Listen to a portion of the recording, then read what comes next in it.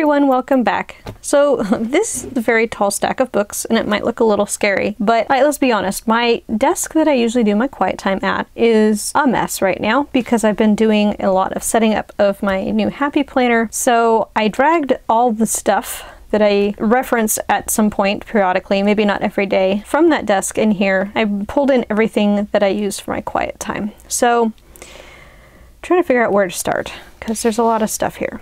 I guess just quickly, because it's not something really to flip through. I generally have two Bibles. So these are the two different Bibles. This one is the Life Application Study Bible. So inside of it, there's information about the books, there's timelines, study notes, ways to apply what you're reading. This is actually the first study Bible I've owned. It's the NIV version. I can't tell you how much I've learned this year just by using this Bible. Now, the other one I have is a side-by-side translation.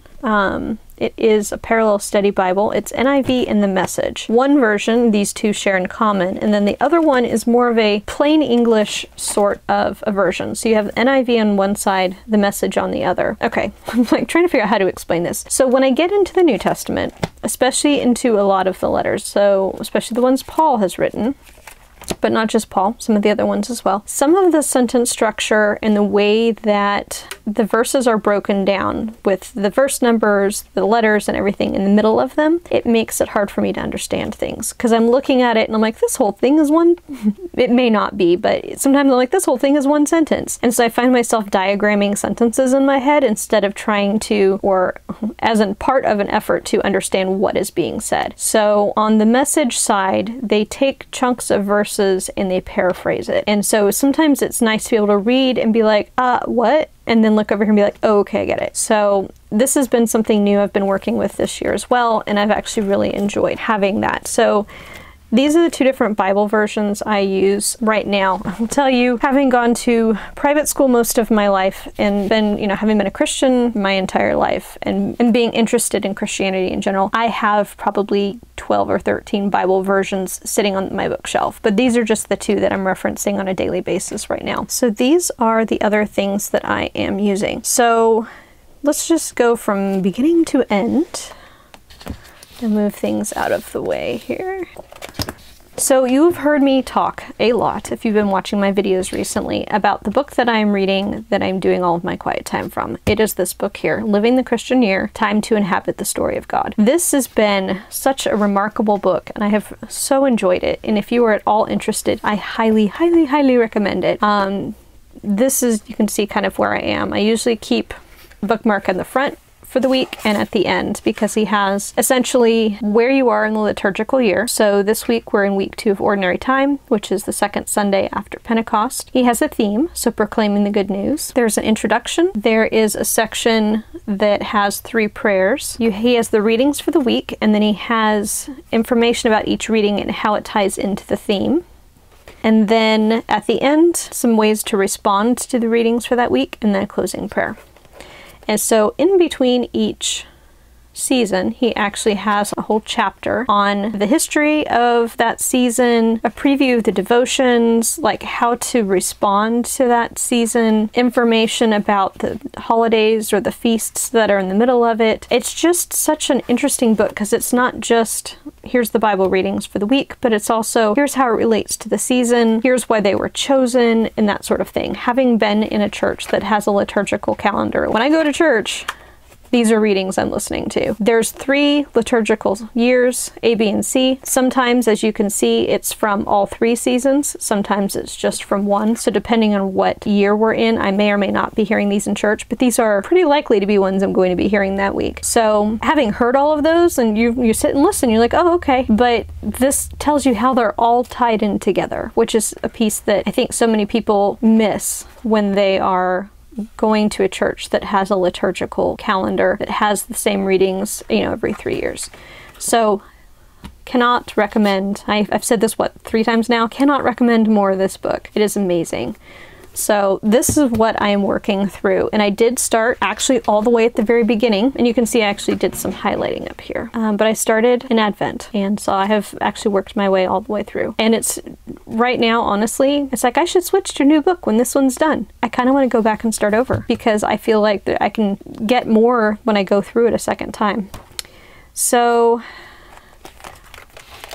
usually the first thing I do is, these are broken down. Lisa Marie from Paper and Glam actually broke down the readings to be kind of a by-day sort of a situation. So usually I'm following her layout. So like in this week, she broke up Acts 3:1 to 4:22 into 2 different readings. Because usually this is only 1, 2, 3, 4, 5 readings. So she broke it into 2. So there's actually 6 readings for the week. Sometimes there's only 5. Sometimes there's only 4. It just depends on how long things are and how much she broke it up. But you can break these up kind of however you want. But I usually do the reading for the day. So I'll read that in the Bible.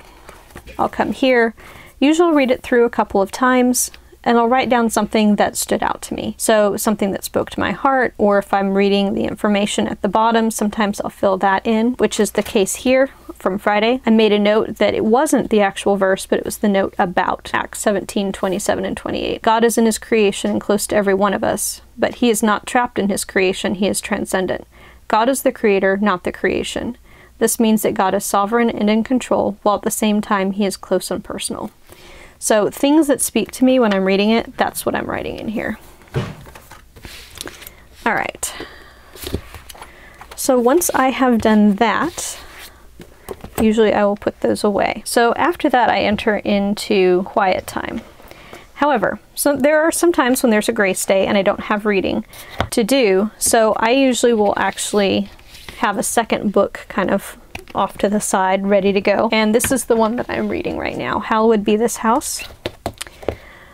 So it's hard to describe, and I've been trying to describe it to people because I'm really loving this book. But he takes the rooms of the houses and relates it back to your family and life and what those rooms represent to people and represent to Christians. So it's basically finding grace and, well, finding signs of heaven in your home. That really is honestly what it is. So this, again, can't recommend it enough. There's especially a chapter on sacrifice. It's the mystery of my life for yours. It is expressed in the words, I owe my life to you and I lay down my life to you. Which you listen to that and you're like, okay, well, you know, we're not sacrificing our lives for each other. But it says their ordinary life was hallowed by this perpetual acknowledgement that it was God to whom they finally owed everything, since it was from him that it had all come to begin with.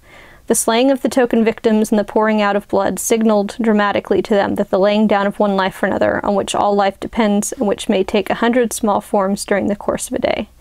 Helping a man get his ox out of a ditch, or holding a car door open, or letting that person go first, this laying down of life always entails a death. It is a death, in effect, to my 10 minutes, when I give over to helping you get your hapless ox back on his feet. It is death to your convenience for 5 seconds while you hold this door for me.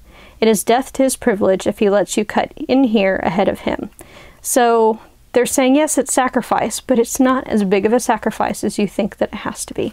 So just things like that was just like, oh my gosh, that just is something that speaks to me, and I really enjoyed this book. So again, I will link all these books down below if you're interested in reading them. So this is kind of what I'm working on when I don't have a reading. So from there, we go to prayer time. So I work out of several different things. So if I have a reading that's a psalm, I'm usually looking at the psalm in this book. Unfortunately, this book is no longer in print. I actually was able to find it used. As you can see, it's actually in really good shape. So you can still find them. It's just not like, hey, I can go to Amazon and find it right away. Usually we'll have to find it someplace else on the internet. But essentially, they take each psalm and they break it down into how you can pray that psalm. So that's why I use this when I have a reading that's a psalm for that week. So this one's called The Psalms for Prayer, compiled by T.M. Moore. Other books that I use when I'm praying, 365 Days of Prayer for Christian That Bring Calm and Peace. This one's by Oliver Powell. And this was actually given to me, so I actually haven't looked to see. I'll see if I can find it. I think they do have it on Amazon, so I'll link it down below. But this is a prayer for every single day of the year. And some of these have been really good, and I actually have written them down in here, and I pray them more often. And finally, if you are, I don't know, I think Catholics use prayer books. I don't know. If you're Episcopalian, this will look very familiar. This is the Book of Common Prayer, and if you are familiar with it, in the back, there is a whole section of prayers. There are lots of prayers in the front too, but these are specific. So you'll have a prayer for the President of the United States and all in civil authority, prayer for Congress or state legislature, prayers for courts of justice, armed forces, cities, the unemployed, knowledge of God's creation, for rain, just all sorts of things. Young persons, those who live alone, birthdays, people who are traveling, in the evening, for guidance, for answering of prayer. So pretty much anything you can think of, it's in here. So sometimes I don't have words, so I turn to this, my prayer book, for words for prayer. So this, just make sure I don't, there are private prayer requests. I'm not going to do a complete and total flip through. This is a Kiki K personal size planner. I actually got this on our trip to New Zealand, and as I jokingly call it, my pilgrimage to the Kiki K store. I just have random stuff tucked in here. This was the different sections that I wanted to include. I don't remember where I wrote this down from, but it says if we're not facing a trial or suffering, how can we see God's grace? If we don't acknowledge His grace during the good times, do we find ourselves in the dark times so that we can finally see or seek God's light? And these are some of the prayers that I've written down that I've just come across that I really enjoy. I have my rule of life in here as well. First section is a calendar. Essentially what I've done is just printed a blank calendar with dates. I added people's birthdays and anniversaries into it, and then I highlight when people are traveling, so I know to pray for them while they're gone. I have a section for family, so each one of my family members, immediate family members, my mom, my sister, my aunt and uncles, my cousins have a page.